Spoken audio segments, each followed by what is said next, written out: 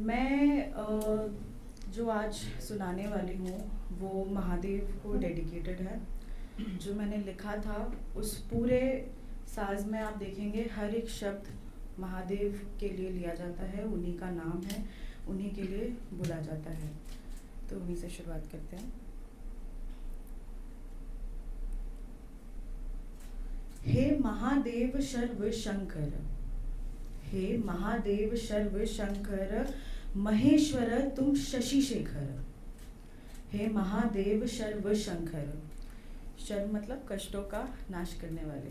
तो हे महादेव शर्व शंकर, महेश्वर तुम शशि शेखर, जटाधर भव त्रिलोकेश। जटा धारण करने वाले, भव के त्रिलोकेश। जटाधर भव त्रिलोकेश, वामदेव तुम ही शाश्वत। सब जानते हैं महादेव ही शाश्वत है, तो वामदेव तुम ही शाश्वत है। आदि अनंत तुम देव, आप ही आदि हैं, आप ही अनंत हैं, आप ही महादेव हैं। आदि अनंत तुम देवः, तुम अव्ययः अनीश्वरः।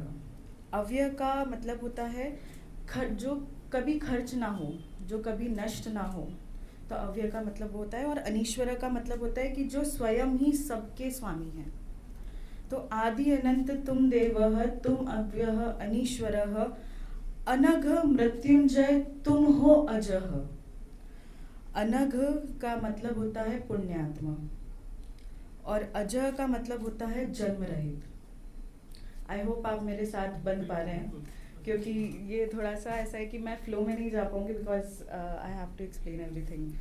सो तुम अव्ययः अनीश्वरः, अनघ मृत्युंजय तुम हो अजः, अपर्वग प्रदः हरि परमेश्वरः।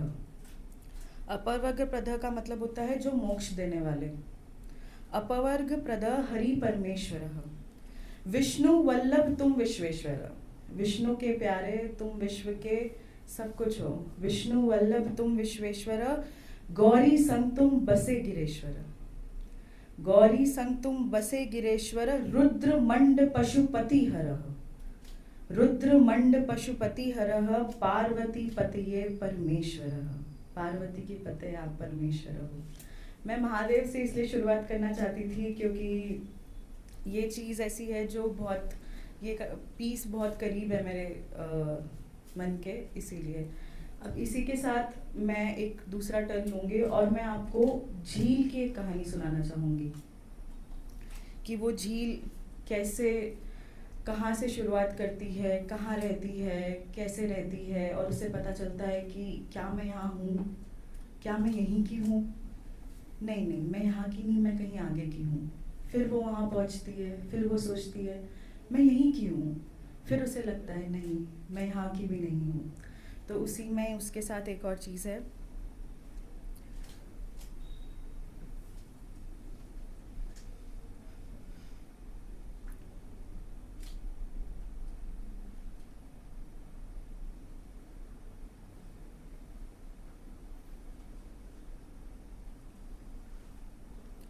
एक झील अनजान राहों से निकली कुछ संग अपने ढूंढने। एक झील अनजान राहों से निकली कुछ संग अपने ढूंढने, शहरों के बीच भी खिली केवल अपने घर को बदलने। कि शहरों के बीच भी खिली केवल अपने घर को बदलने। बहती हुई किनारे फिसली, बहती हुई किनारे फिसली पिछले छोर से उभरने। बहती हुई किनारे फिसली पिछले छोर से उभरने, मध्य के पाषाणों से संभली जंगल की हरियाली को लपेटने। कि जंगल की हरियाली को लिपटने। देख उस शांति को वह ठहरी, देख उस शांति को वह ठहली, सुकून की सुगंध को समेटने। शाखाओं से सुर्खियां मिली सारस के सुर में उलझने। कि शाखाओं से सुर्खियां मिली सारस के सुर में उलझने। वह लम्हा ठहरने को ऐसे मछली उस माटी के कण पर रखने। वह लम्हा ठहरने को ऐसे मछली उस माटी के कण पर रखने। तूफान की आहट कुछ ऐसे धूली जैसे साल हो यहीं गुजरने। फिर अनजान राहों से निकली, फिर किसी छोर पे बिखरने। अब की बार चली केवल खुद में संवरने।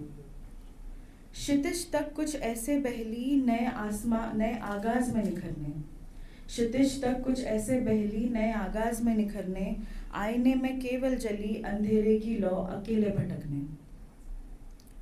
एहसास हुआ तो वह पिघली, इस बार पहाड़ों के बीच बरसने, कहने को फिर ढली एक नए सफर में उलझने।